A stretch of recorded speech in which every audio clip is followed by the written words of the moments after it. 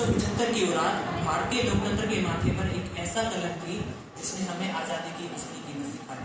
आज 50 वर्ष बाद यदि हम इस विषय पर चर्चा कर रहे हैं तो यह केवल कोई आलोचना नहीं बल्कि एक लेसन है, एक लेसन जो हमें सिखाता है या बताता है कि हम अपने भारतीय लोकतंत्र को और कितना मजबूत बना सकते हैं। और इसी पक्ष में मैं अपने तर्क कुछ इस प्रकार पेश करना चाहूंगा कि जिसमें पहला, the supremacy of the institutions. साथियों, आपातकाल ने हमें सिखाया कि व्यक्ति से बड़ा पद होता है और पद से बड़ा संविधान। It taught us that our judiciary and election commission must be fiercely independent. और यदि ये संस्थान झुक जाए तो हमारा भारतीय लोकतंत्र टूट जाता है। और आज के सजग भारत में इन संस्थानों की मजबूती ही हमारे भारतीय लोकतंत्र का आधार है। दूसरा, the awareness of the civil rights. साथियों, आपातकाल ने हमें सिखाया कि फंडामेंटल राइट्स केवल कोई कागज पर लिखे शब्द नहीं, they are the very breathings of our existence.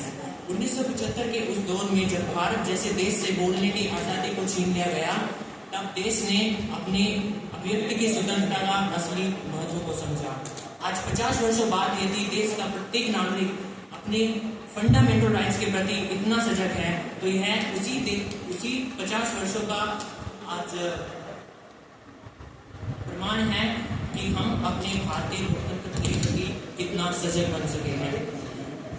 यह इस बात का प्रमाण भी है कि protecting the democracy is not just the duty of the government, it also the promotive duty of the every person. तीसरा, resolution for the future. अंत में मैं यही कहना चाहूँगा कि ये 50 वर्ष केवल एक इतिहास नहीं है। These are the constant reminder that reminds us कि लोकतंत्र एक उपहार है जिसकी रक्षा हमें प्रत्येक दिन करनी होगी। सत्ता और संविधान के बीच संतुलन बनाए रखना ही उस 50 वर्षों का आज सबसे बड़ा सबक है। निष्कर्ष के तौर पर मैं यह कहना चाहूँगा कि लोकतंत्र की जड़ें इतनी कमजोर नहीं कि कोई भी आंधी इन्हें उखाड़ सके, बशर्ते यह है कि देश का प्रत्येक नागरिक इनके प्रति सजग रहे एवं संविधान की सर्वोपरि रहे। धन्यवाद। जय हिंद, जय भारत।